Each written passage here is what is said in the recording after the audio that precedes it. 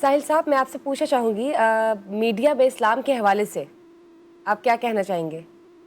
किस तरह से पोर्ट्रे हो रहा है या क्या मीडिया अवेयरनेस मिल रही है? देखें, अल्लाह ताला ने कुरान पाक में इरशाद फरमाया इन्नल्लाह ला युगय्यिरु मा बिकौम हत्ता, जब तक कि वो युगय्यिरु मा बिअनफुसिहिम, जब तक कि वो खुद अपने आप को नहीं बदलेंगे। जब अपने आप को और कौम को इकट्ठा करने के लिए अल्लाह ताला ने दो सीगे इस्तेमाल किए हो ना, तो मीडिया जो है वो चीफ इंस्ट्रूमेंट है आपके इसी पूरे प्रोजेक्ट के जो डायरेक्टर हैं, जो सीईओ हैं, जो डिसीजन मेकर्स हैं, जो इस वक्त माशाल्लाह इस वक्त यहाँ पे तशरीफ फरमा भी हैं नईम साहब, मेरी उनसे भी शुरू में बात हुई थी। इस तरह के जो बिल्कुल। लोग होते हैं उनको अल्लाह ताला ने जिस तरीके से मौके दिए हैं वो आम बंदे को नहीं दिए हुए। तो और सबसे बड़ी बात यह है कि ऐसे लोग नईम साहब जैसे या आप जैसे, आप दोनों बैठे हुए हैं, मारूफ शख्सियात हैं, आप लोगों के पास असर है।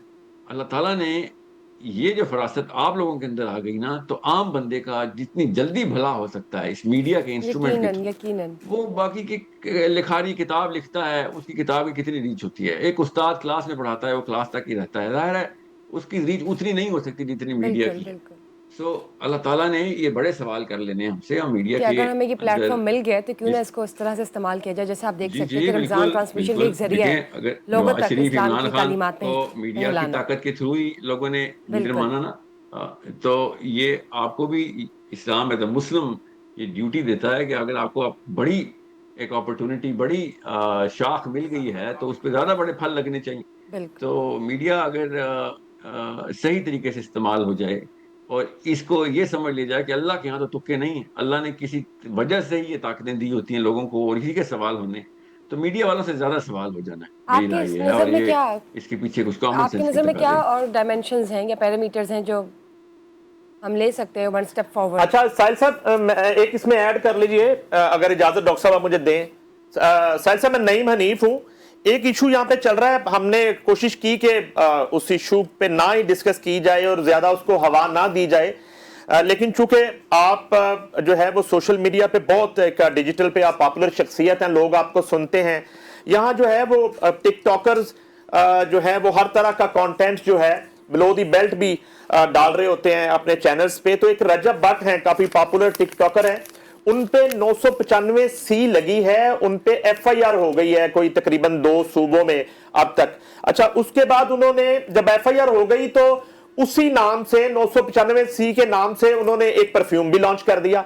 उसके बाद उन्होंने फौरी तौर पे वो मुल्क से बाहर चले गए और हरम में खड़े होकर, खाना काबा में खड़े होकर माफी भी मांग ली।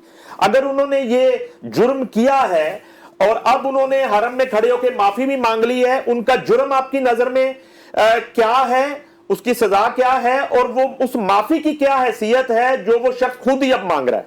नहीं, हरी साहब ने बड़े जोश से एक सवाल किया है, हमारे एक समाजी मसले की तरफ का है। उन्होंने कहा जी क्या उनकी माफ़ी कबूल हो जाएगी और क्या ये होगा या वो होगा या सारी एफआईआर उनके ऊपर सही हुई हैं। और जिस दफ़ा का आपने नाम लिया है वो 295 सी है, 995। हमारे यहाँ भी ये दफ़ा है नहीं है। मैं यही हैरान हो रहा था कि नवा कोई ताज़ीरात पाकिस्तान आ गया जिसकी कोई सारू 29 रोज 700 बाद भी ਜਾਂਦਾ ਤੁਹਾਨੂੰ ਪਤਾ है ब्लड प्रेशर ਤੇ ਗਿਆ यही कहना वा ਇੱਥੇ ਇਲਜ਼ਾਮ ਲਾਉਣ ਵਾਸਤੇ ਰੋਜ਼ ਨਵਾਂ ਆਰਡੀਨੈਂਸ ਆ ਜਾਂਦਾ है। हर ऑर्डिनेंस नवीं 12 नवीं दफात होंदियां ते पता ही ना किहड़ा हो गया वाकई होर की। हजूर वाला एक अगर मैं अपना बहुत ही मामूली सा आपके सामने एक पेश कर सकूं, आपने कभी ये सोचा है कि एक आदमी हो यहाँ पे वो जल्दी मशहूर हो जाए तो फिर पैसे भी आने शुरू हो जाएं, फिर लोग उसको फॉलो भी करने शुरू करते हैं, तो वो फोकस बन जाता है हसद का और लोग इंतजार कर रहे होते हैं कि किस वक्त वो चूके और हम यूं भेड़ियों की तरह लपक के उसकी गर्दन के अंदर अपने दांत बंभोड़ दें। हजूर वाला यहां क्या नहीं हो रहा, कौन कौन सी ज्यादती नहीं हो रही, किसी के अंदर हिम्मत है कि कोई दफा इन्वोक कर सके? सर आपने मेरा हक राय दही 5 साल में एक दफा एक आम पाकिस्तानी को यह हक आप देते हैं कि एक पर्ची फोल्ड करके पा के आवे, तो उसी को फीतियां बना देती हैं, कोई दफा लगती है उस पर 295, 395, 995। आप लोग एक उसके पीछे सारे लोग पड़ गए, कैसे होते थे 900 करनी ने दफात, वो जाके वहां माफी मांग रहा है। तो हुजूर वाला ये सिर्फ हसद की वजह है नईम साहब, ये सिर्फ किसी एक बंदे की कामयाबी से जलने की वजह है।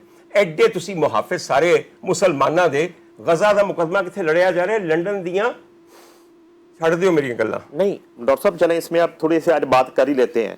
اگر اس شخص کو فیم مل گیا اور لوگ اس سے جلنے لگ گئے تو اس فیم نے اس کا دماغ خراب نہیں کر دیا کہ اس نے یہ جرم کر دیا؟ توہین رسالت کرنے والے کی سزا بالکل سر تن سے جدا ہونی چاہیے، بالکل اس شخص کو بین ہونا چاہیے اس ملک میں۔ اگر یہ فیصلہ اس کے گھر کے باہر جو جلوس نکل رہے ہیں وہ ٹھیک نہیں کر رہے ہیں۔ حضور والا یہ فیصلہ کس نے کرنا ہے کہ توہین رسالت کا وہ مرتکب ہو گیا؟ میں اس شخص کو جانتا تک نہیں، میں تو اکثر ویسے بات کر رہا ہوں۔ اور برا نمائی گا نعیم صاحب، بلیسفمی لا کے اوپر جتنے لوگوں کے ساتھ آپ نے زیادتی کی ہے، صرف ایک مسجد کے اعلان چاہیے کہ فلانی جگہ فلانا شخص قرآن جلا رہا ہے، سر پوری دنیا بغیر تحقیق کے، بغیر کسی مقدمے انویسٹیگیشن کے اس کی جان لے لیتی ہے۔ حضور والا ہم کافی لوگوں کو لنچ کر چکے ہیں، ہم کافی لوگوں کی جان ایک مجمع کے ہاتھوں گوا چکے ہیں، ہمارا دنیا پہ امیج بہت برا ہے۔ حضور والا تحفظ ختم نبوت کا طریقہ یہ نہیں ہے کہ بغیر سوچے سمجھے کسی انسان کی جان لے لیں۔ اچھا، وہ جو میں چھوٹی سی عرض کرتا ہوں،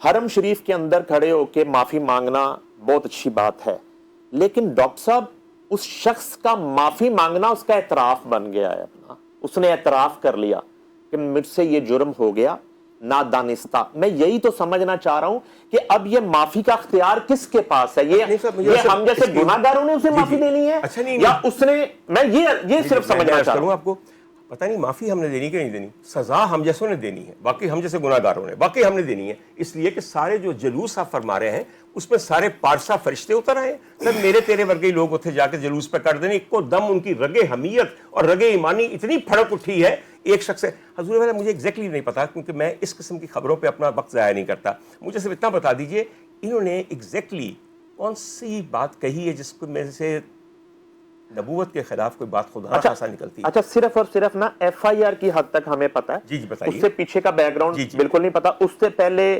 شاید کوئی کرسچینٹی کا بھی مذاق اڑایا، کرسچن کمیونٹی کا مذاق اڑایا، ان کی کوئی عبادات کا مذاق اڑایا اسی شخص نے نا۔ یہ کنٹینیوٹی ہے، یہ ایک دفعہ نہیں ہوا، میں یہ بات بالکل اپنی اس ٹرانسمیشن میں نہیں کرنا چاہ رہا تھا۔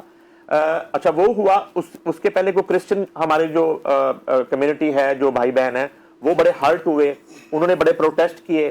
اچھا اس کے بعد ایک دم سے ایک 295C کی ایف آئی آر درج ہو جاتی ہے اسی شخص کے اوپر، رجب بٹ کے اوپر، جس کے بعد وہ ایک پرفیوم لانچ کرتا ہے 295 کے نام سے۔ اچھا یہ اس چیز کو ہوا دینے والی بات ہے۔ اگر اس طرح کا ایشو چل رہا ہے تو وہ پرفیوم کا نام 296 بھی ہو سکتا ہے، 297 بھی ہو سکتا ہے، گنتی ختم تو نہیں ہو گئی۔ اچھا اس نے 295 کیا تو پھر اس نے دوبارہ ایک ٹک ٹاک ڈال دیا کہ یہ دیکھیے میرے اوپر ایف آئی آر ہوئی اور یہ تو سدھو موسے والے پہ بھی لگ گئی تھی، تو میرے اوپر لگی، مجھے کوئی فرق نہیں پڑتا، میں نے تو پرفیوم بھی لانچ کر دیا۔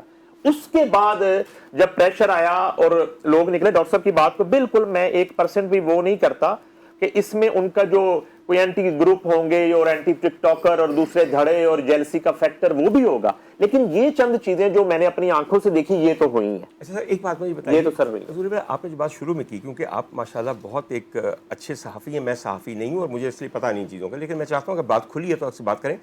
کرسچنز کو ریڈیکیول کیا، ہمارے مسیحی بھائیوں کو، جو کہ میں سمجھتا ہوں کہ اخلاقی اور شرعی اور قانونی ہر قسم کا جرم ہے اور میں اس کی شدید مخالفت کرتا ہوں، لیکن کیا مائنورٹیز یا کسی اور مذہب کے اوپر اس قسم کی گستاخی کرنے پہ 295C لگتی؟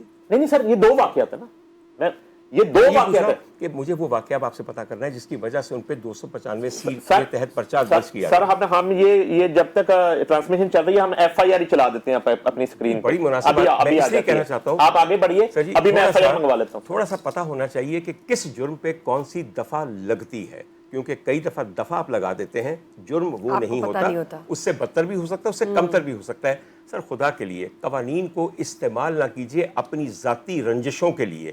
آج کل تو ماشاءاللہ ہم نے ایسے قانون بنائے ہیں کہ بنانے والے جو ہیں جب اپنے ہاتھ بنا کے باہر نکلتے ہیں تو کوئلے کی کان میں کام کرنے والے مزدوروں کے ہاتھ ہوتے ہیں۔ آپ کہتے ہیں کہ کوئلے کی کان کرنے والے جو کام کرتے ہیں ان کے ہاتھ کالے ہوتے ہیں، ہمارے قوانین بنانے والوں کے ہاتھ ہی نہیں، منہ بھی انشاءاللہ کالے ہیں بالکل۔